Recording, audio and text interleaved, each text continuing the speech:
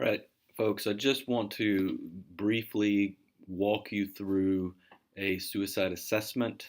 I know that you are going to read about it, watch a voice thread about it, but I just want to walk you through it so that you can do your mock suicide assessment with a classmate.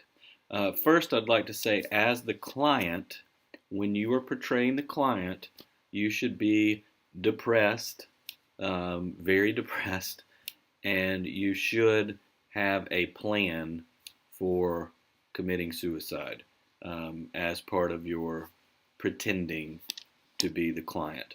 That way, as the counselor, you get the opportunity to walk through the whole assessment and then determine what to do with the client. So, when you feel like that a client is depressed enough, even if they have not necessarily talked about hurting themselves, if they allude to it, you should start by asking them, have you thought about committing suicide? Have you thought about hurting yourself?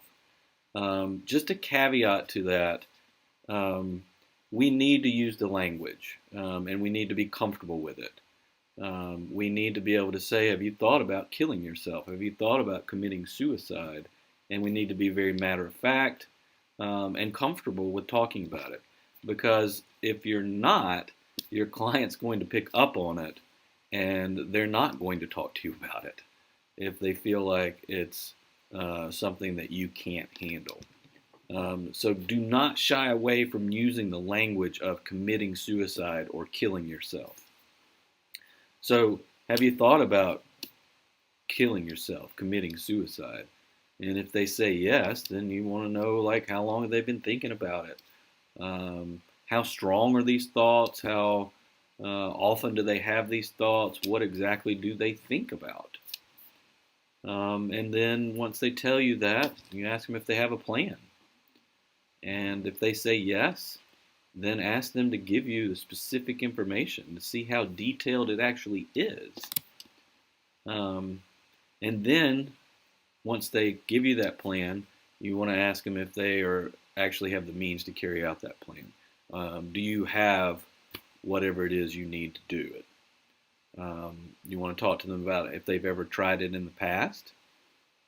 And these are all questions that you're trying to assess just what their level of threat is.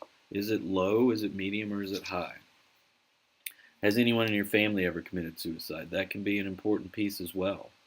But the last piece then is what's stopping you. Is there anything at all that's stopping you from doing that? Now, if they can't identify anything and they obviously have a plan and the means to do so, they are high risk. And you should set up a contract with them.